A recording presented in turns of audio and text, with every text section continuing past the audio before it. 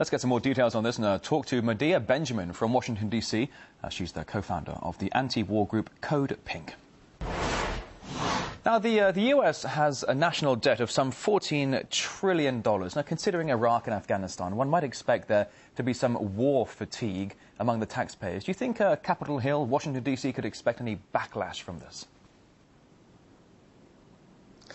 I think so. As usually happens in the first days or even weeks of intervention like this, public opinion tends to be high, and then it immediately starts to go down as people see this is not something that is over in 3 days, and people start recognizing that this is starting to look like the wars that we have been in now for years. There's also an extreme fight going on Capitol Hill about where to make budget cuts, and we see cuts coming out of key services to our communities, to teachers, firefighters, police, and at some level, we have to be asking ourselves, can we afford yet another war? And I think if it was posed like that to the American people, the majority would say no. All right, let's turn our attention now to a story that's right this moment coming across the wires. We've just heard from Herman Van Rompuy, the head of the EU Council, saying that the Western powers involved in the Libya military intervention, they do have an aim of ousting Colonel Gaddafi, yet that is not part of the UN resolution 1973. Why the change of heart, do you think? Well, I think mission creep is what was to be expected from the very beginning of this. It doesn't make sense to say you're going to put the lives of American pilots, for example, on the line and not say that the mission is to oust Gaddafi. So unfortunately, I think we're going to see more and more of this mission creep, which is why groups like ours were against this from the beginning. We are no friends of Colonel Gaddafi. We would like to see him gone, but we recognize that really liberation cannot come from outside forces. It has to come from within. Well, when you talk about outside forces here, we're getting reports of more than 4,000 American sailors and Marines are being deployed to the area. What do you think will happen if we see the ever-feared ground operation in Libya? Well, let's remember that the day of the first U.S. bombs on the forces of Gaddafi happened on the 8th anniversary of the U.S. intervention in Iraq, and that was posed to the American people as something that would take 5 days, 5 weeks, 5 months at the latest. We are now into 8 years. So I don't think the American people have the stomach for another long war that is costing us hundreds of millions of dollars.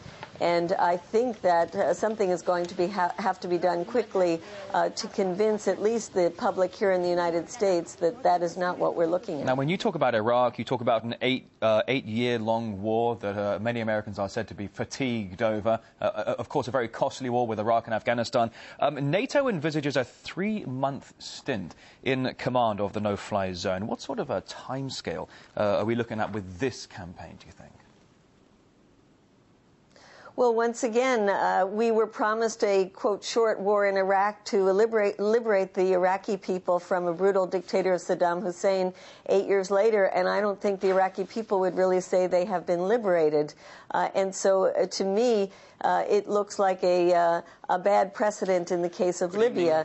The Libyan people have to liberate themselves, as people are doing all over the Arab world. The best thing that the outside forces, and particularly the West, can do is to stop selling so many weapons to dictators all over the Arab world, including the weapons that have been sold to Colonel Gaddafi by not only the Russians, but also the Italians, the British, and here in the United States under both the Bush regimes and the Obama administration. And we do know that the American defense industry and some of the Western powers and their defense industries have been selling weapons for quite a number of years to Libya. But when you talk about the people in the region trying to be liberated, as you said about America saying it was so-called liberating the Iraqi people, there are other conflicts in the region, other than Libya, where civilians are dying for a similar cause.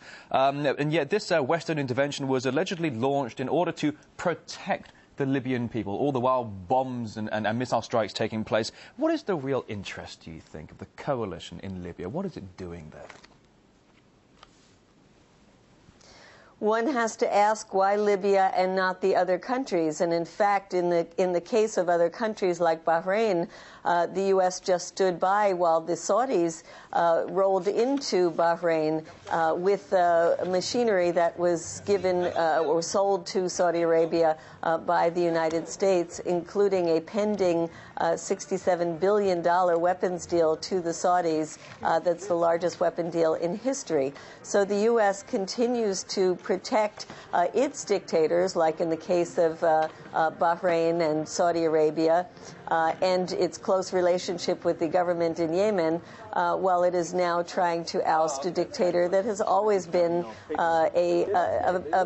either antagonistic towards the West, or in recent years where there has been a warming of relationships, still not one of trust. So it's a pick and choose which dictators you feel are aligned with your interests or not. All right, Medea Benjamin, the co-founder of the anti-war group Code Pink, live in Washington, D.C. Thank you.